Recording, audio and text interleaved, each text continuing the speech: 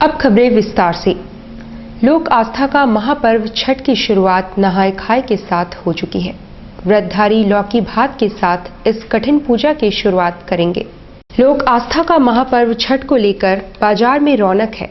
श्रद्धालु जरूरी पूजन सामग्रियों और फलों की खरीदारी में व्यस्त है, मगर चीजों की आसमान छूते मूल्य उनकी जेबों पर भारी पड़ रहे हैं। शुक्रवार को नहाय खाए के साथ इस महापर्व की शुरुआत हुई। नहाय खाए में सबसे ज्यादा उपयोग लौकी की होती है, मगर लौकी के मूल्य भी काफी उछाल पर है। कहीं 30 रुपए तो कहीं 50 रुपए तक प्रति किलो बिक रहे हैं। इसके अलावा फलों के मूल्य भी 40 रुपए दर्जन को पार कर चुका है। इसी तरह सेब, संतरा, गन्ना आदि पर भी महंगाई सवारी करती नजर आ रही है।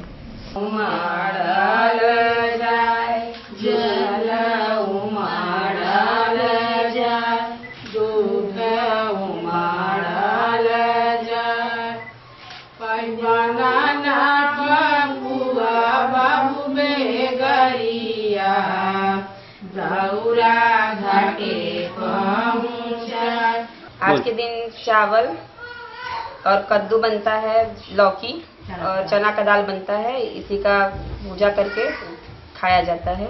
और आज से ही नहान खान इसको बोलते हैं।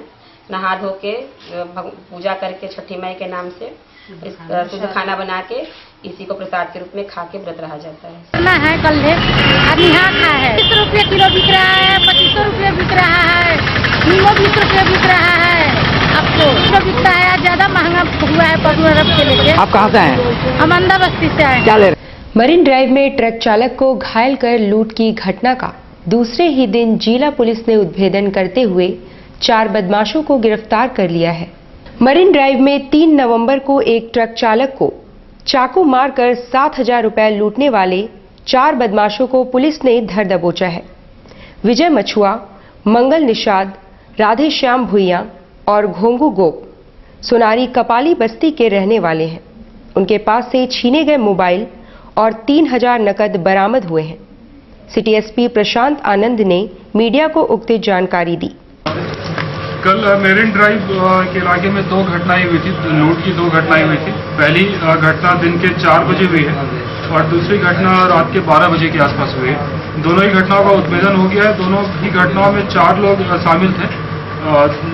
चारों अपराध कर्मी की गिरफ्तारी हो गई है। लूट में जो मोबाइल गया था वो भी बरामद हो गया है और लूटे गए अमाउंट में से कुछ पैसे भी रिकवर हुए।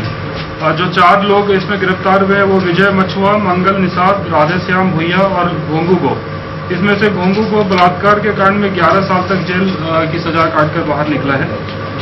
इन दोनों ही घटनाओं में जो इनके उद्भेदन में मेरिन ड्राइव के क्षेत्र में जो गश्ती पार्टी काम करी थी उसने बढ़िया काम किया है।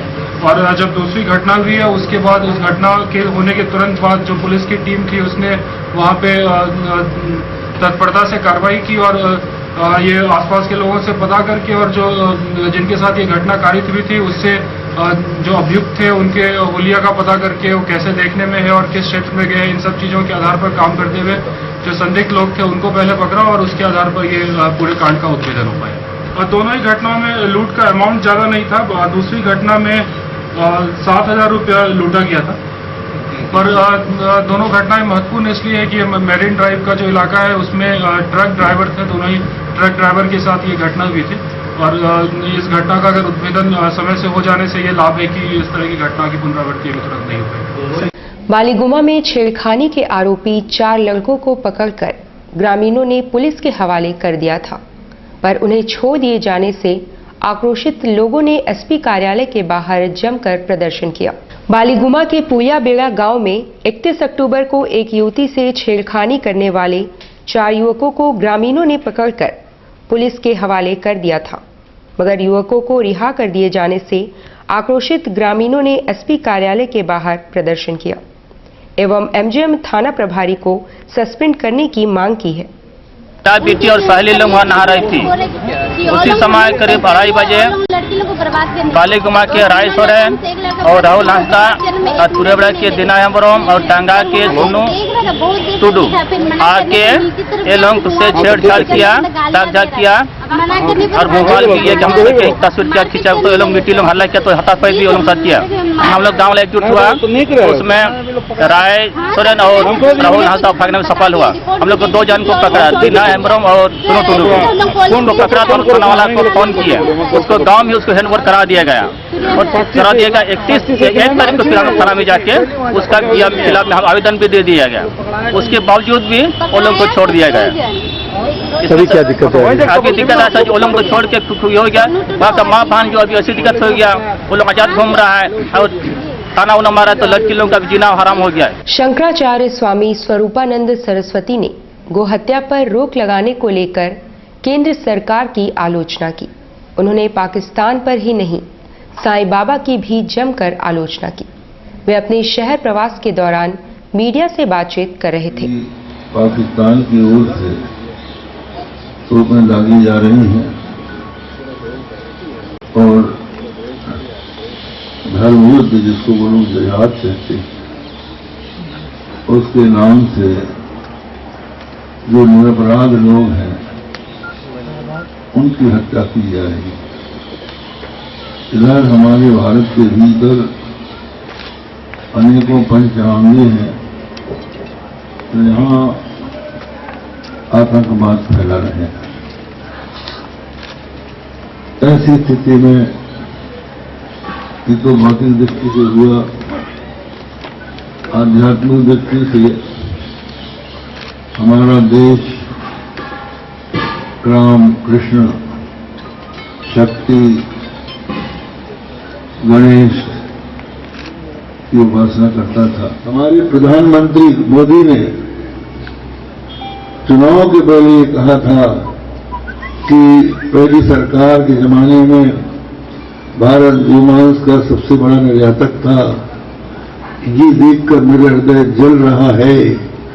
आपका जलता है कि नहीं मैं नहीं जानता, ये उनके शब्द हैं।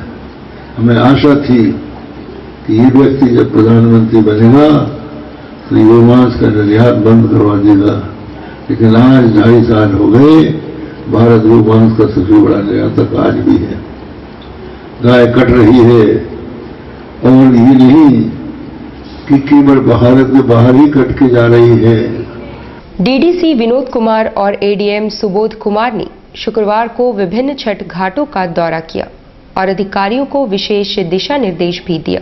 डीडीसी विनोद कुमार फिलहाल उपायुक्त की गैर मौजूदगी में प्रभार पर है।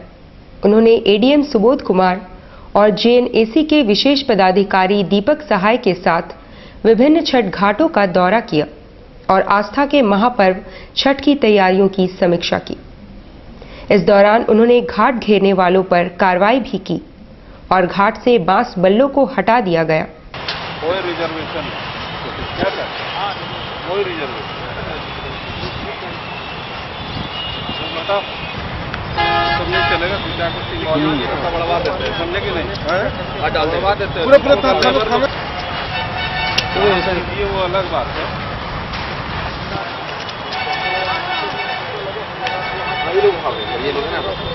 प्रोटेक्ट कर लेना चाहते हैं अपने लिए, जो ये ठीक नहीं है। लोग पूजा के समय आएंगे, जिसको जो जगह मिलेगा है ना, पहले जो आए वो पहले जगह पाएंगे। इस तरह से करने से ट्रांसपेरेंसी रहेगी, सबको जगह मिलेगा। सर ये कौन लोग हैं जो इसको जैसे बेचा भी जाता सुनने में आ रहा है? नहीं, अब ये तो नहीं कहा जा सकता, लेकिन व्रती जो है वो कोशिश करते हैं कि हम अपने लिए जगह सुरक्षित कर लें। घाट के अंदर सफाई कर लेंगे और यहाँ पे कुछ थोड़ा सा डेंजर जोन है, उस पर हम लोग जो है ना वो रस्सी बांध के और बैलून लगा देंगे, ताकि यहाँ के लोगों को पता चले कि भाई ये डेंजर जोन है, उससे आगे हम नहीं जाएंगे। साथ ही हमारे गोताखोर भी रहेंगे, ताकि किसी तरह की दिक्कत होती है तो हम कार्रवाई करेंगे। और हमारे वॉच टावर भी यहाँ पे है, वॉच टावर में अनाउंसमेंट रहेगा, अनाउंस किया जाएगा। कदमा स्थित नील सरोवर हजारों छठ व्रतधारियों की पहली पसंद बनता जा रहा है। लोक आस्था के महापर्व के लिए घाट सज धज कर श्रद्धालुओं के लिए तैयार है। कदमा स्थित नील सरोवर में हजारों की तादाद में छठ व्रतधारी एवं श्रद्धालु अर्घ्य देने तथा पूजा अर्चना करने आते हैं। नील सरोवर छठ घाट कमेटी द्वारा दिन रात मेहनत कर घाट को श्रद्धालुओं के लिए तैयार कर दिया गया है। यहाँ साफ सफाई की उत्तम व्यवस्था है। और विद्युत सज्जा के साथ साथ सुरक्षा के भी पुख्ता इंतजाम किए गए हैं। वहीं नील सरोवर की लोकप्रियता के लिए पूर्व मंत्री बन्ना गुप्ता की प्रशंसा करते लोग नहीं थक रहे हैं। लोग यहां की व्यवस्था पर पूरी तरह संतुष्ट हैं। खासकर छठ व्रतधारी महिलाओं ने भी पूर्व मंत्री को साधुवाद दिया है। नदी जाते थे, रास्ता बहुत खराब है, तो तब से यहाँ नील सरोवर में करने लगे। यहाँ पर बहुत अच्छा है और बहुत सारे लोग करते हैं। बन्ना गुप्ता अच्छा करके दिए। अच्छा घाट है। बन्ना गुप्ता जी बहुत अच्छा करके दिए हैं। तो कहाँ करेंगे छठ इस बार? इस बार तालाब में, नील सरोवर में ही करेंगे। जो होता है, तो मैं देखने आया यहाँ पे घाट। नील सरोवर छठ घाट पूजा कमेटी के द्वारा बहुत अच्छी व्यवस्था यहाँ पे की गई है। काफी साफ सफाई है, काफी विद्युत सज्जा का प्रोग्राम तो मैं देख रहा हूँ। आप छठ यहीं करिएगा? बिल्कुल बिल्कुल, यहीं पे सब परिवार यहाँ पे उपस्थिति दर्ज हमारा रहेगा। देखने के लिए आए हैं। मेरा दोस्त लोग यहाँ छठ करते हैं। यहाँ की छठ यहीं पर करेंगे इस बार। सफाई अच्छा है, व्यवस्था बहुत अच्छा है, लेट्रिन बाथरूम की साफ सफाई देखे। तैयारी अंतिम चरणों में है। नील सरोवर छठ घाट कमेटी की ओर से पूरी तैयारी कर ली गई है। एकदम अंतिम क्षणों में साफ सफाई पूरी तरह से व्यवस्थित तरीके से कर ली गई है। विद्युत सज्जा पूर्ण रूप से कर दी गई है और यहाँ पर हमारा संध्या अर्घ के दिन यहाँ पर भजन संध्या का आयोजन किया गया है, उसकी भी तैयारी कर ली गई है। और यहाँ पर निःशुल्क पूजा सामग्री वितरण होगा, जिसमें दूध अर्घ देने के लिए दूध वगैरह भी शामिल है। वो सारी तैयारियां पूरी सुरक्षा के दृष्टिकोण से हम लोगों ने गोताखोर के इंतजाम किया गया है।